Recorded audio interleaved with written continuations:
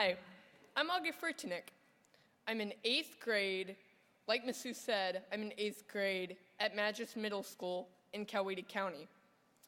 Thank you for inviting me to speak and for not making me wear a tie. I really don't like ties.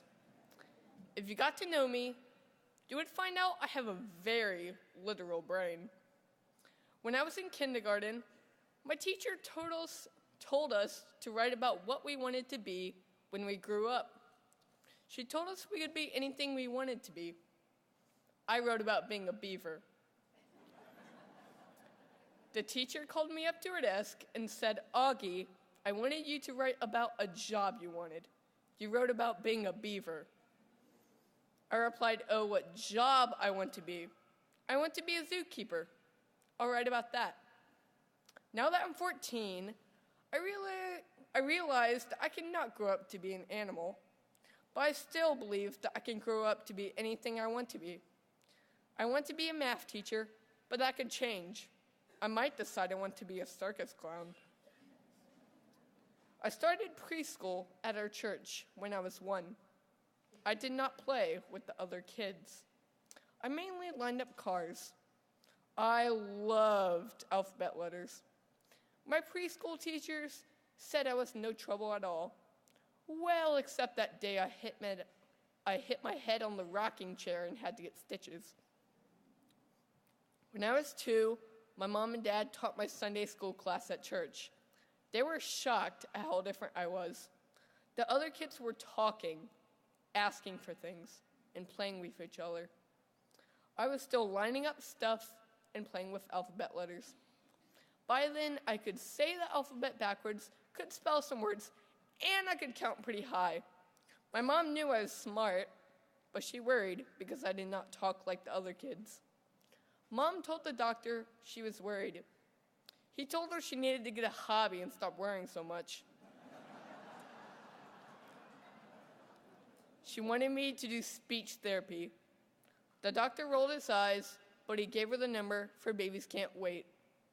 Babies Can't Wait did some testing and found out my language skills were way behind. I was years behind, and I was only 3.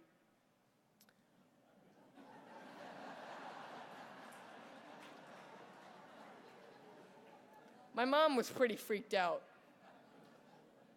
I went to a developmental pediatrician. That's who told my parents that I had autism spectrum disorder. That first doctor was not optimistic about my future. She said I might never talk. She said I might not ever function in mainstream society. She didn't believe in me. I'm grateful that my parents did not listen to that first doctor.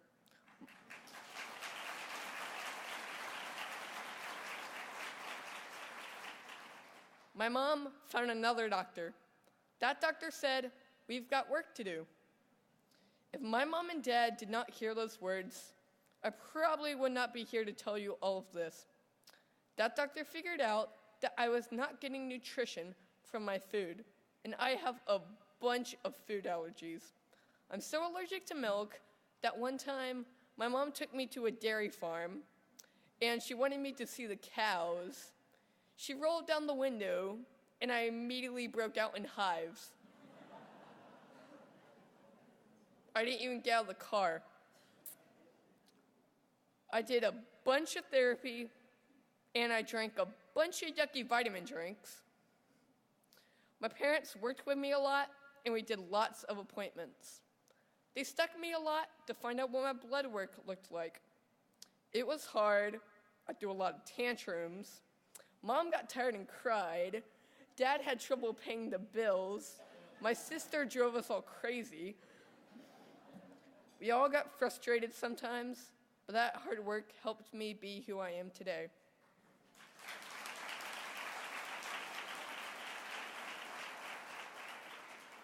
I'm in regular classes, even gifted classes. I have lots of friends. I play clarinet in the pep band and wind ensemble.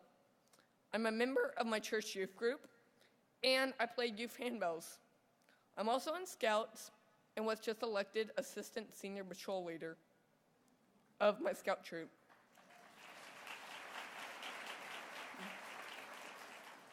I don't have an IEP anymore. I don't need one.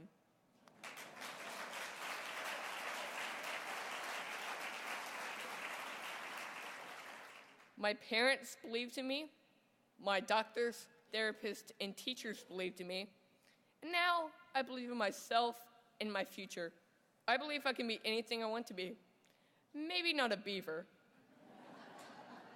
but perhaps a math teacher or a circus clown. Thank you.